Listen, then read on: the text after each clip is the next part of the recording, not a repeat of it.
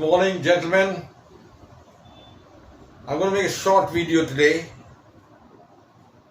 on one of the topics which has caught the attention of the world, and that is Ukraine.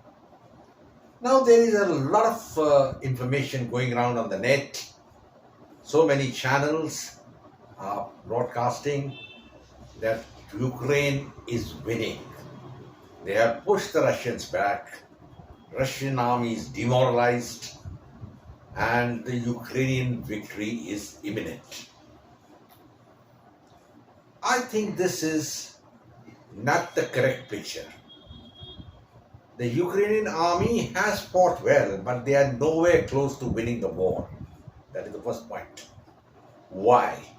Because the Russians have reinforced their thoughts. And though their army is not up to the mark, but they have got the weaponry now, in particularly the Iranian drones, which are playing hell into the Ukrainian army's morale. Now, what exactly has happened? How much has the territory been taken over by Ukraine back from Russia? In 6 to 7 months of fighting, the Ukrainians have lost about 20% of their territory to Russia, and they may have regained about 1% of the territory. That is the actual fact. That means Ukraine is nowhere close to winning the war, though they can carry out a war of attrition and prolong the war in the hope that the Russians will give up and say, well, thank you, let's have a ceasefire. Now, Russia has a lot to answer. I think the Russian President Putin in particular, he made a series of grave miscalculations, and that has been the bane of the Russian offensive, if you call it an offensive. They prefer to call it a limited military operation. Well, yes, but as I've mentioned in my earlier videos, limited military operations got no meaning. I mean, it's nothing. I mean, either you are at war or you are not at war. But in this case, the Russians have greatly blundered, and that fact cannot be obliterated. Secondly, the Ukrainian morale has gone up basically because of the help being given by Joe Biden of the United States, who has pumped in very sophisticated weapons like the HIMAR, missile-firing rockets to Ukraine. And the Russians haven't utilized their entire firepower. The net result is the morale in the Russian army has come down, there's no doubt about it. And Putin has now called in the reservists. 300,000 reservists have to join, and Russians are not happy about it. Because nobody wants a war just for the sake of fighting a war. But that is precisely what is happening now. Russia is alone, supported to an extent only by China and Belarus, North Korea. India is sitting on the fence, while the Germans and the other powers, the EU, are ganging up against Russia. That is the fact. The Americans are instigating them to fight, and this is what I call the classical theory of self-destruction.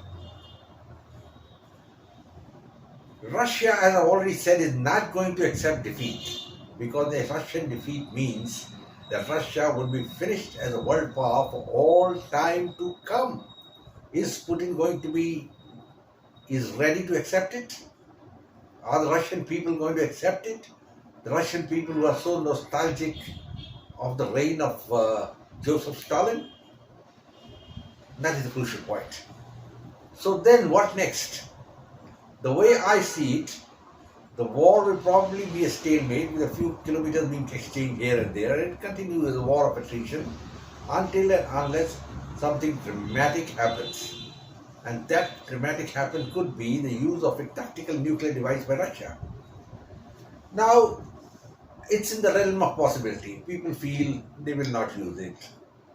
But when Russia is going to be pushed to the brink of defeat, in case it happens, it so happens, there will be no choice for them but to use it. And that will be the start of World War III. And who's responsible for it? Russia, Ukraine, or the United States? I think in your thinking and everybody's thinking of the military experts, the country responsible for this is none other than the United States. They made a grandiose plan of dominating the world, and Europe and keep Russia out. Now, why Russia should be considered an enemy beats my imagination. But they have been considering Russia as an enemy, come what may. And they try to make overtures to China, but China has given them a big 12-inch rod and they don't know what to do. And so now the American president made a statement that he would utilize American troops to face China. It's a bravado statement which has got no relevance really. And America is not going to fight China, never will. And America also is not going to come physically into the Ukraine conflict. They'll keep on feeding fuel into the fire so it keeps on burning and Russia gets consumed. It's not going to happen like that. Russia, as I told, not going to accept defeat, and there is a possibility that the front will stabilize. Russia is going about in a methodical manner. They have now decided to integrate by a referendum, whether you accept it or no, 4 provinces of the Donbas region as part of Russia, and the people have voted in favor of joining Russia. Now, Ukraine can keep saying, or the Americans can keep saying, we don't recognize the referendum, we don't believe in it, but who's going to enforce this? The only way you can enforce this is by fighting and taking over the territory. And is that going to happen? Now, I'm going to ask all the military experts, is that going to happen? Will Russia allow it?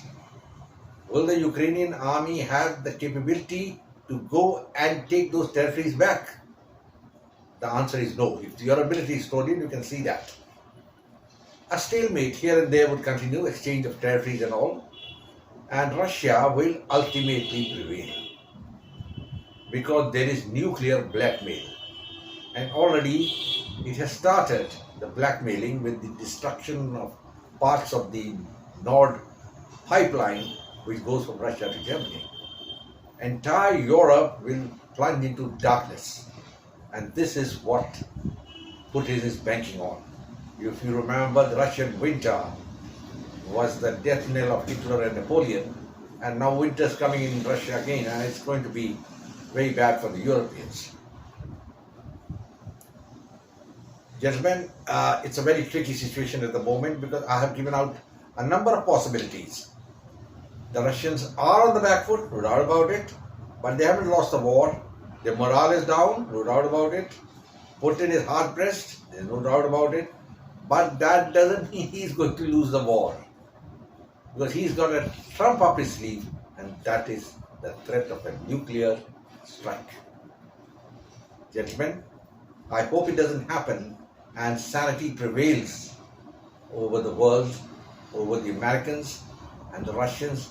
A ceasefire on the present border is effected, and there is no choice but to recognize these areas as part of Russia. And that is the only way you can have peace. Otherwise, Europe will go back to the Stone Age.